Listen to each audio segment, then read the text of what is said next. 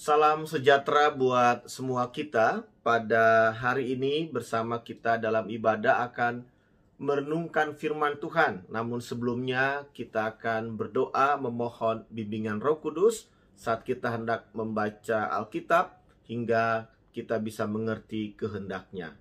Mari kita berdoa. Bapa di surga, berkatilah kami dengan Roh Kudus-Mu saat akan membaca kitab suci kami. Biarlah kami mengerti dan melakukan di dalam kehidupan kami. Di dalam nama Tuhan Yesus Kristus kami berdoa. Amin. Mari saudara-saudara kita membuka kitab suci kita dari kitab Filipi pasal 4 ayat 1 sampai 9. Saya akan bacakan buat kita.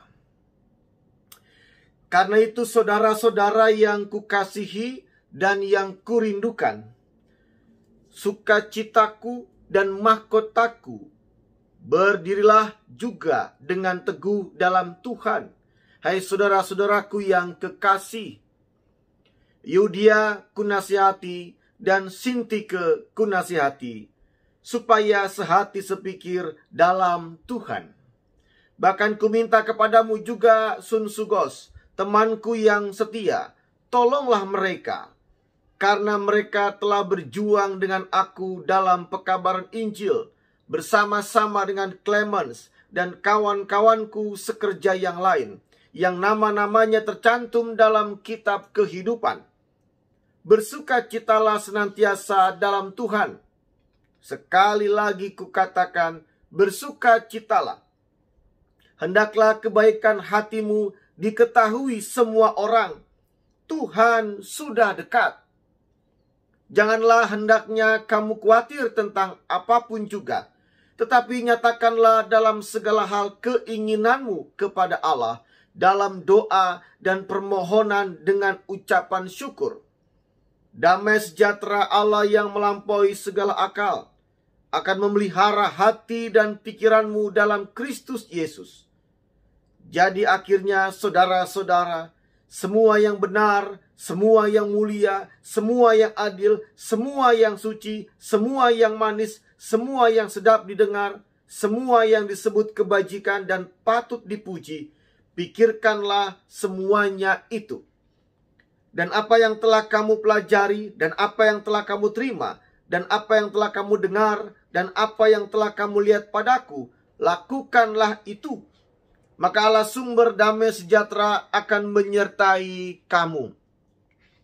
Saudara-saudara yang dikasihi Tuhan, itulah pembacaan Alkitab kita pada saat ini dari Filipi pasal 4 ayat 1 sampai 9. Pada kesempatan ini saya akan mengajak kita untuk merenungkan dalam satu kehidupan tentang manusia adalah bagaimana seharusnya seorang manusia itu mengisi hidupnya.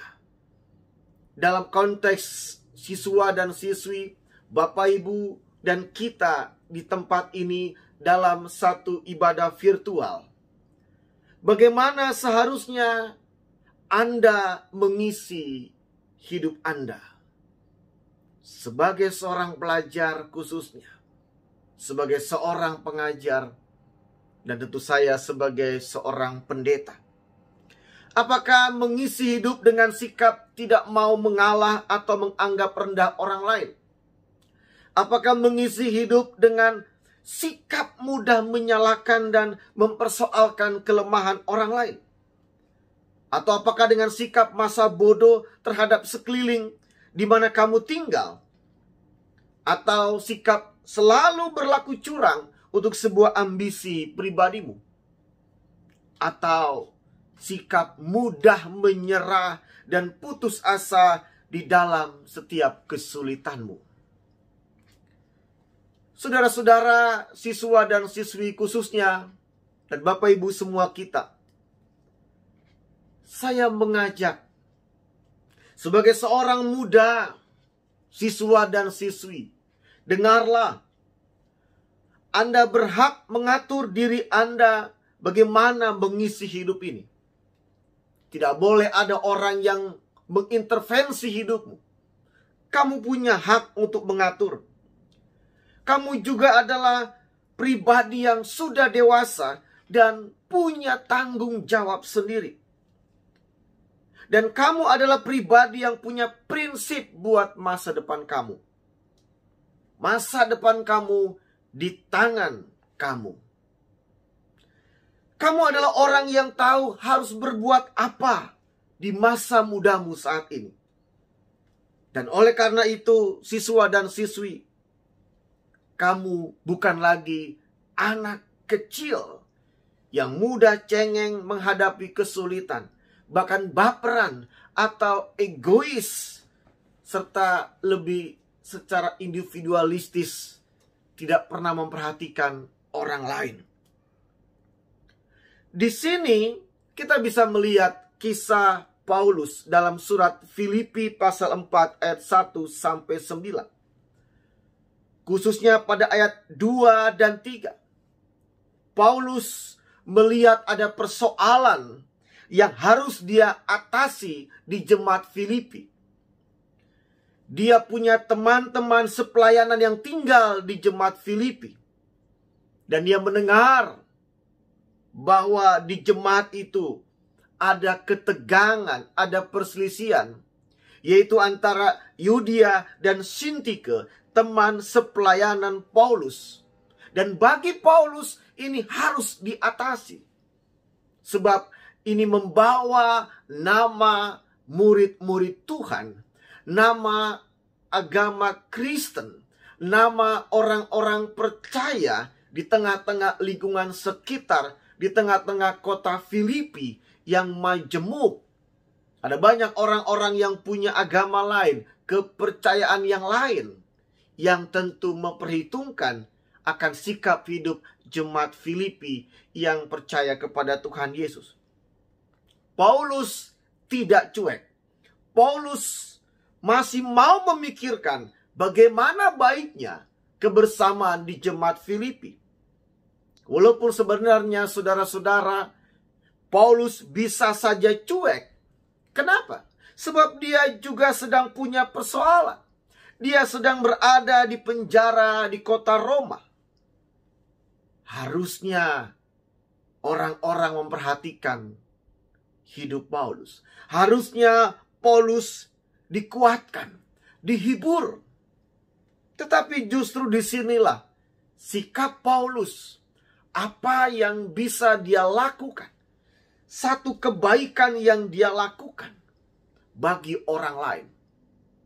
Kalau kita memperhatikan secara umur Paulus tidak lagi muda. Bahkan dalam kehidupan pribadinya selalu banyak masalah yang dia jumpai karena orang-orang yang tidak menyukainya sejak dia masuk menjadi Kristen atau percaya kepada Tuhan Yesus Kristus. Tidak berkurang persoalan hidupnya. Bahkan sampai dia pun dipenjara karena itu. Tetapi perhatikan, bagi Paulus dalam hidupnya, ini bukan soal aku dapat apa yang kuinginkan. Aku mau apa untuk kumiliki. Sebab kalau ikuti selera Paulus, tentu dia mau semua yang dia inginkan terwujud. Semua yang dia harapkan dapat dia miliki. Dia punya keinginan yang sangat banyak untuk bisa dia puas, untuk bisa dia senang, dan mendapat keuntungan serta pujian diri dari banyak orang. Kalau mau ikuti selera, tentu dia bisa berlaku bebas, melakukan hal-hal yang mungkin melanggar aturan dan sikap moral etik sebagai seorang yang beragama. Tetapi dia tidak lakukan itu. Dalam hidupnya, dia justru melihat, Alkitab mengatakan, dia mengucapkan, bagiku hidup adalah Kristus. Kalaupun mati adalah keuntungan. Hidup adalah Kristus berarti menghadirkan Kristus dalam kehidupannya. Maka dia pun bersikap sebagaimana Kristus adanya. Nah, sudah dikasih Tuhan, siswa dan siswi. Di usia mudamu sekarang, sebagai seorang pelajar dalam tanggung jawab belajar untuk sebuah cita-citamu, bahkan di tengah keluargamu sebagai seorang anak, bersama dengan orang tua, adik atau kakakmu. Firman Allah saat ini menyapa kalian. Khususnya pada ayat yang kelima dikatakan, hendaklah kebaikan hatimu diketahui semua orang, Tuhan sudah dekat. Di sini kita melihat Paulus menyampaikan firman Allah yang mengajak jemaat Filipi bagaimana harus bersikap dalam hidup di tengah-tengah kebersamaan, yang tentunya bukan sikap berselisih, bukan sikap bersih tegang dengan orang lain, tetapi sikap bagaimana kebaikan hatimu diketahui semua orang, dan karena Tuhan sudah dekat. Kita perlu dalam kondisi menghadirkan kebaikan kita di saat Tuhan datang. Dan di sini juga kita melihat sebagai seorang muda, kita punya sikap bebas, tapi bebas untuk menyatakan kebaikanmu di tengah-tengah kebersamaan yang ada. Maka itu tetaplah fokus pada apa yang baik yang kamu bisa lakukan. Dan percayalah, sikap yang demikian akan mengikis setiap kekhawatiran di dalam persoalan yang engkau hadapi. Kenapa? Karena Tuhan yang kita sembah, dan Tuhan yang meminta Anda dan saya melakukan kebaikan untuk setiap orang, akan memberikan damai dan sukacita di setiap kebaikan itu sendiri.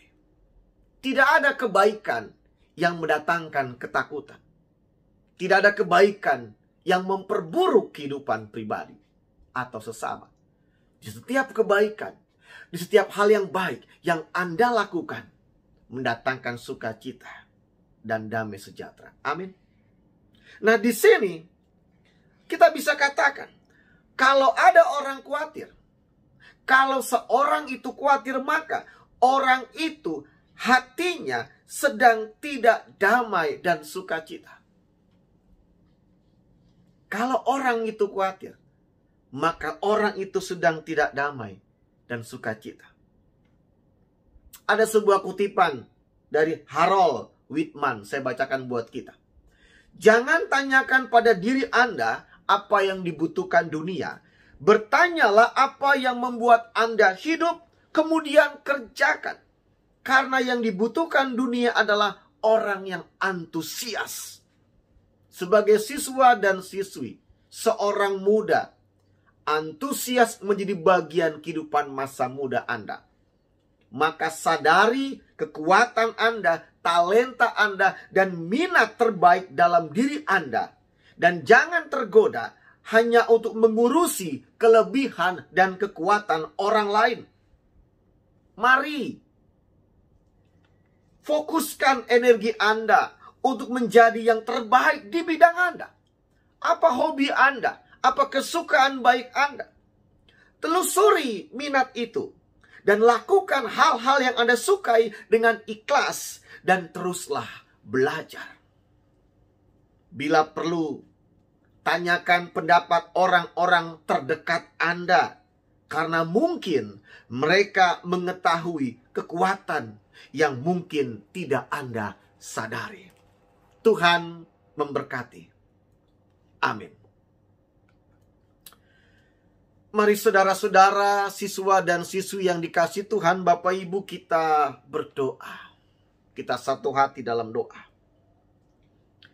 Bapa di surga, kami mendoakan untuk proses penerimaan siswa baru. Tuhan berkati setiap orang tua yang mendorong anak-anaknya bisa masuk ke sekolah ini, ke Semak Harapan Indah.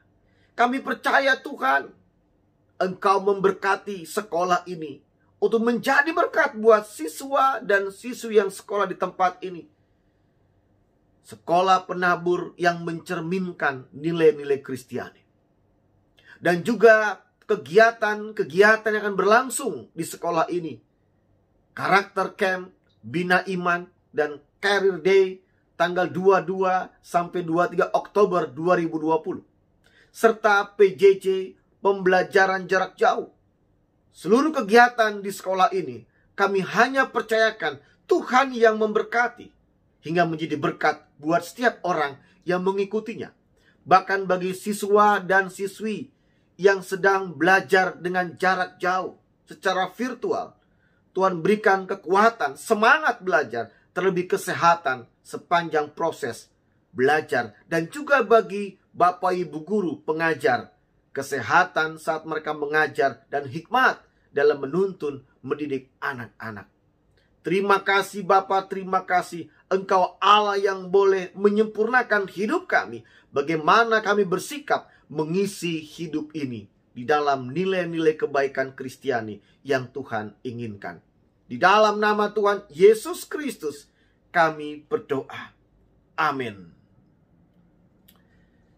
Mari saudara-saudara, Bapak Ibu yang dikasihi Tuhan, siswa dan siswi, kita akan menerima berkat Tuhan. Terimalah. Kasih karunia dan damai sejahtera dari Allah Bapa, Putra, dan Roh Kudus akan menyertai saudara-saudara hari ini. Haleluya. Amin.